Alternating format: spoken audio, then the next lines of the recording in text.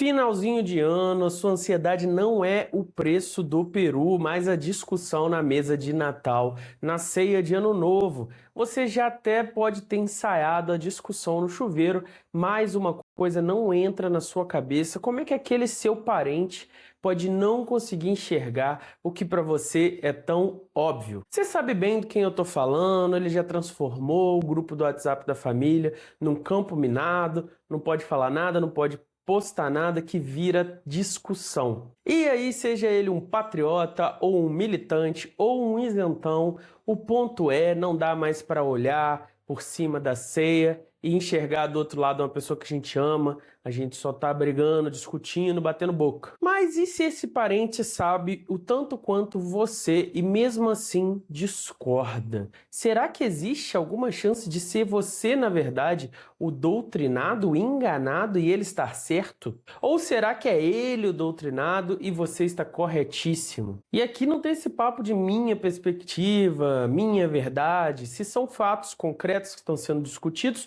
um dos dois tem que estar errado. É claro que certas avaliações podem ter discordâncias, mas ainda assim um tem que ter argumentos melhores do que o outro. E é inspirado em toda essa discussão que hoje a gente vai falar sobre a epistemologia da discordância.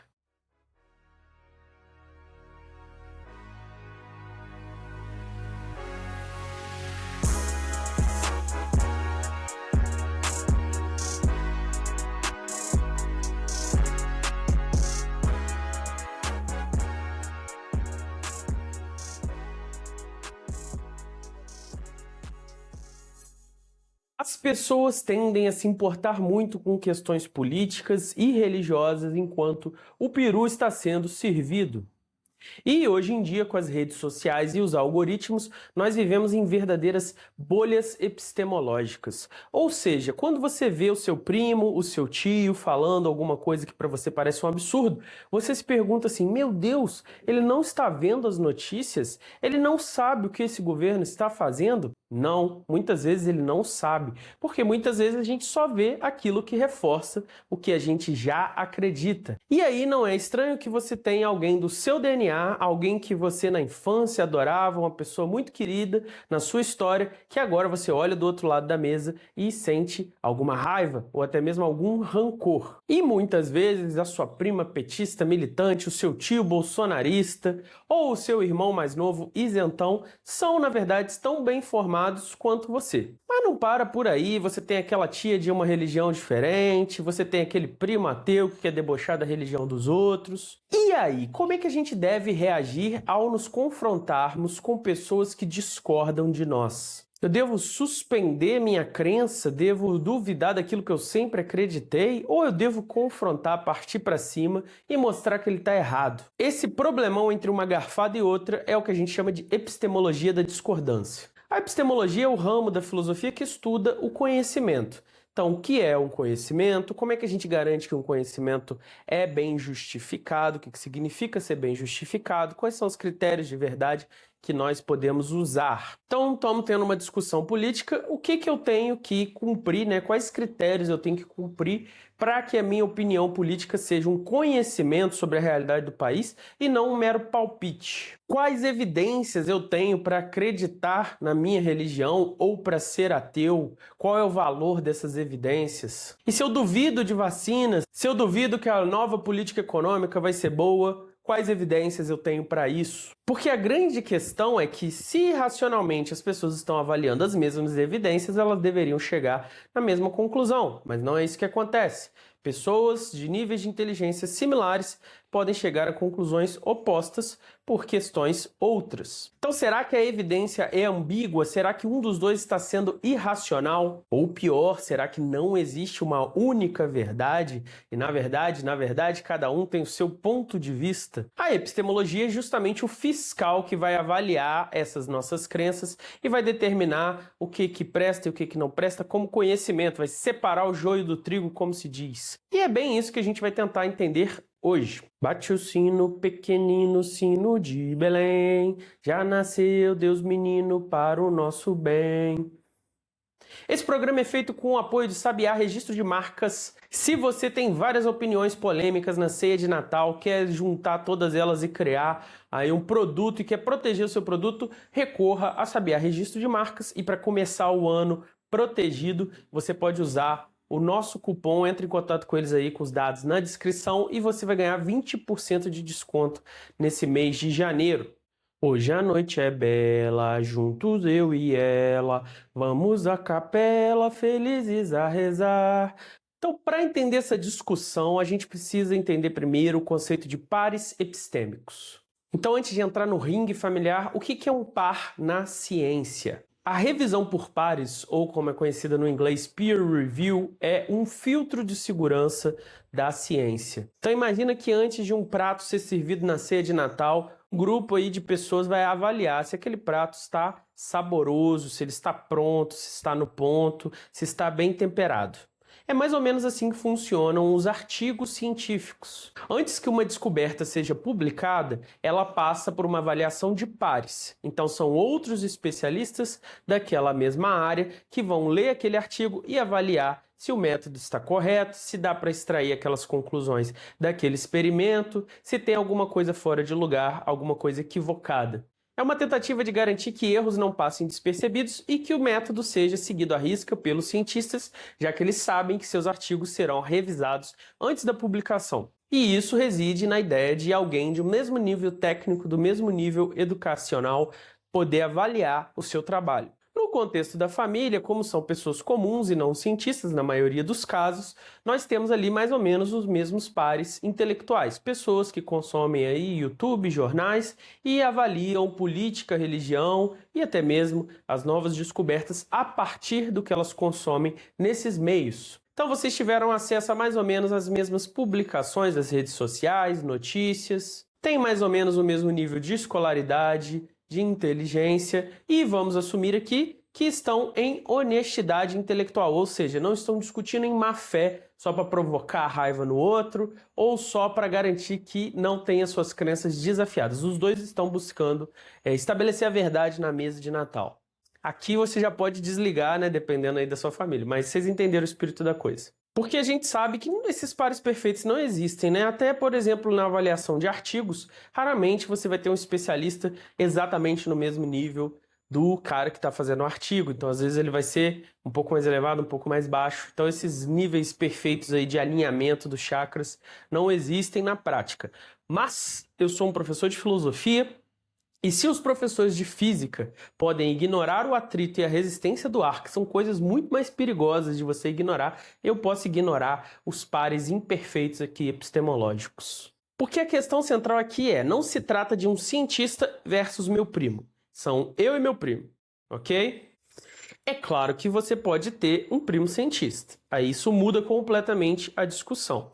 Então, por exemplo, eu conheço alguns além paraibanos, que eu estava aí vendo no Instagram hoje mais cedo, que estão na cidade, que eu sei que trabalham em institutos de pesquisa, em universidades, são pesquisadores de verdade. Então eu estava vendo, por exemplo, uma moça que trabalha com pesquisa sobre vacina, e está na cidade, está lá com a família dela. Então a opinião dela sobre essas coisas vai valer muito mais, porque ela é, de fato, uma pesquisadora nesse assunto. Então qual é o problema? O problema é quando você e seu primo ali, mais ou menos no mesmo nível intelectual, discordam de um fato concreto. Então o índice econômico X subiu, o índice econômico X caiu. Qual dos dois está certo? É claro que pode ter nuances. Então, por exemplo, quando a gente fala de desemprego, o que se chama de desemprego hoje, desocupação, na verdade, e não é a mesma coisa que antigamente, você pode ter essas nuances. Mas às vezes as pessoas vão discordar sobre fatos objetivos. Então, quem aumentou o número de matérias que o aluno pode reprovar para 6? Eu estava numa discussão, a pessoa estava insistindo que foi o MEC. E não foi o MEC, foi o governador do Rio agora recentemente. Secretaria de Educação do Rio que fez isso. Então, um dos dois tem que estar errado. Só que se a pessoa sabe mais ou menos a mesma coisa que você, a chance de você estar errado existe. Então, o que a gente deve fazer? Bom, se você não puder checar no Google ou alguma coisa alternativa, você tem que assumir uma postura em relação a essa discordância. Nós temos a visão conciliatória e a visão inflexível. A visão conciliatória é a visão panos quentes. Então, vamos diminuir a pressão aqui na ceia de Natal e vamos relaxar. Segundo essa visão, se você descobre que um par epistêmico seu discorda de você, ou você vai suspender sua crença, então você vai duvidar que o que você está achando que é verdade, até que você tenha uma outra confirmação, ou pelo menos você vai ser menos arrogante em relação à sua certeza. Então você vai baixar o tom, fala, beleza, eu vou te dar o benefício das dúvidas. Porque se vocês são igualmente inteligentes e estão discordando, isso é evidência de que existe a possibilidade de que você está errado. Então, eu e minha irmã, que não somos economistas, não somos aprofundados nesse campo, a gente acompanha vídeos no YouTube, portais de notícia. Eu acho que a taxa de juros, no nível que está, vai ajudar a diminuir a inflação. Já ela acha que a taxa de juros vai causar uma recessão e não vai diminuir preço nenhum. Eu e minha irmã somos pares epistêmicos. Ela é arquiteta, eu sou professor de filosofia e a nossa informação sobre economia são canais e sites de notícia. Eu que estava certo, estava convicto, porque eu assisto muito Frederico Krepp, eu agora vou suspender a minha crença em vez de bater boca. Eu vou falar, beleza, então eu vou dar o benefício da dúvida, eu vou procurar saber mais. Essa é a visão conciliatória. Ou então eu posso remendar a minha visão, posso dizer assim, não, você está equivocada, mas vai ter uma recessão sim se essa outra coisa somada não acontecer. Então você concede à pessoa que pode acontecer o que ela está falando, pode ser verdade o que ela está falando, mas tem que ter um critério adicional. Então, ao invés de gritar, bater boca, tentar convencer ela na marra, acabar com o prazer de comer a ceia, a gente chega num meio termo, ou então a gente suspende as nossas certezas e já não vai tão fechado para discussão. Discute as possibilidades. Vamos imaginar que você esteja certo. Por que causaria recessão? Então, em vez de bater o martelo e dizer vai dar certo, vai reduzir a inflação, vai reduzir os preços, eu vou dizer, olha, eu acho que vai dar certo, eu tenho boas esperanças de que vai dar certo, mas tem os riscos que a minha irmã apontou.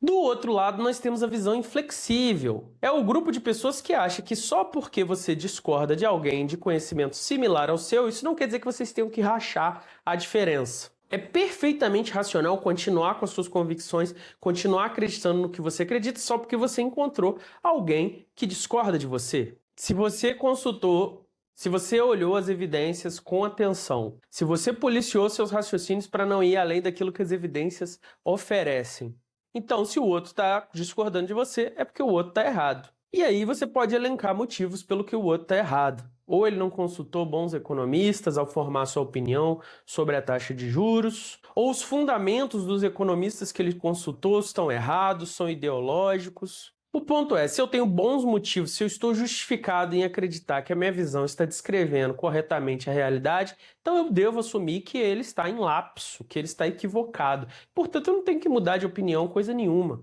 O erro dele é problema dele. Quem tem que avaliar isso, quem tem que mudar de opinião, é ele. Eu posso continuar afirmando a verdade. O fato de que meu parente cometeu um erro não me obriga a mudar de opinião de modo algum.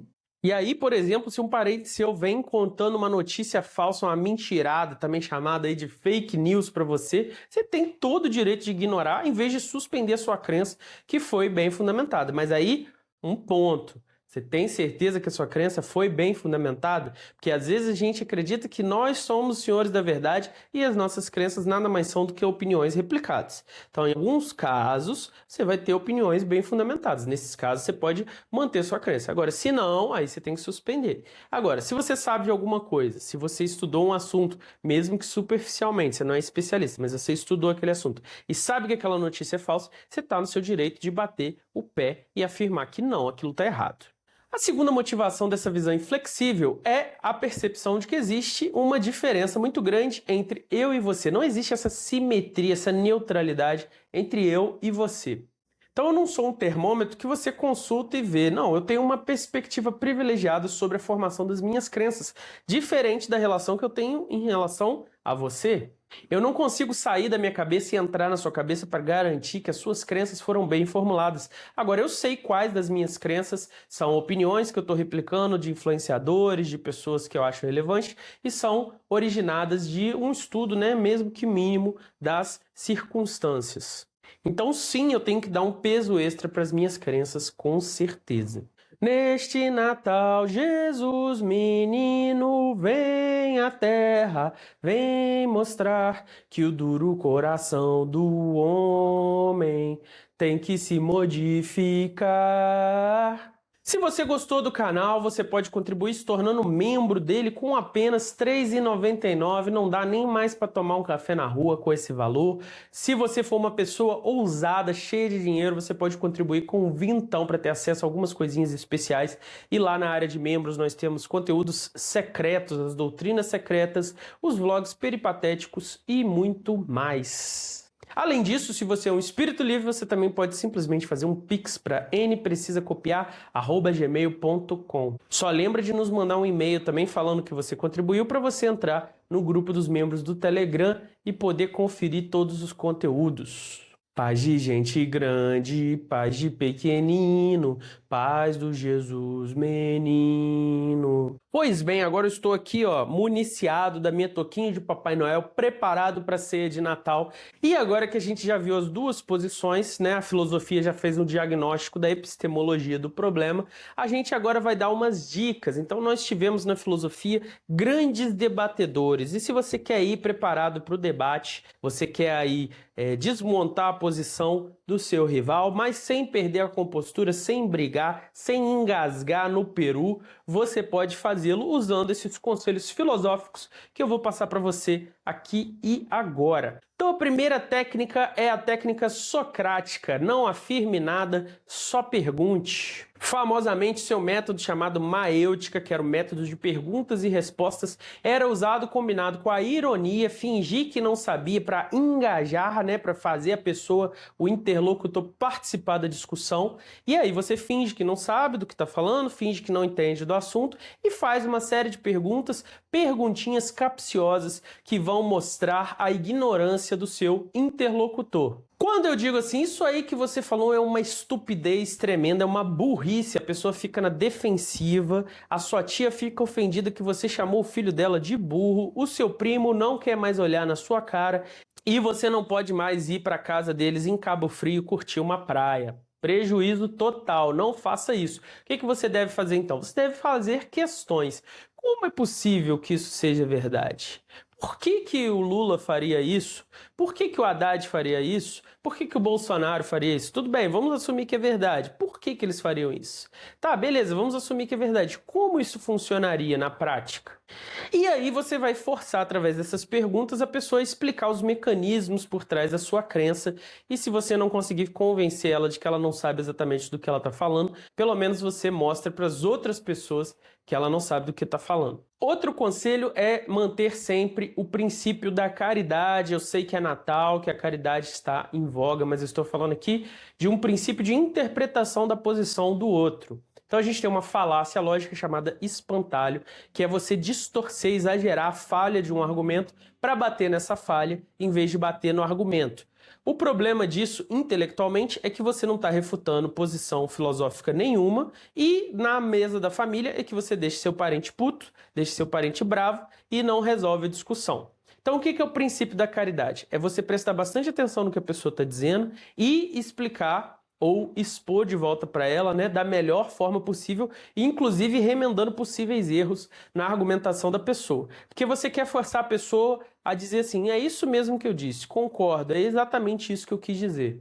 E aí, depois que ela disser isso, você vai lá e refuta o que ela falou, tendo ela concordado com o que você disse ser a posição dela. Aí ela não tem para onde correr, não tem para onde escapar. É aquele velho clássico, né, que a gente usa muito aqui no Não Precisa Copiar. Deixa eu ver se eu entendi. Você quer dizer isso, isso, isso e aquilo. Aí na hora que ele falar, exato, aí você começa. Mas como é que pode ser isso, isso e aquilo se tal coisa, tal coisa, tal coisa?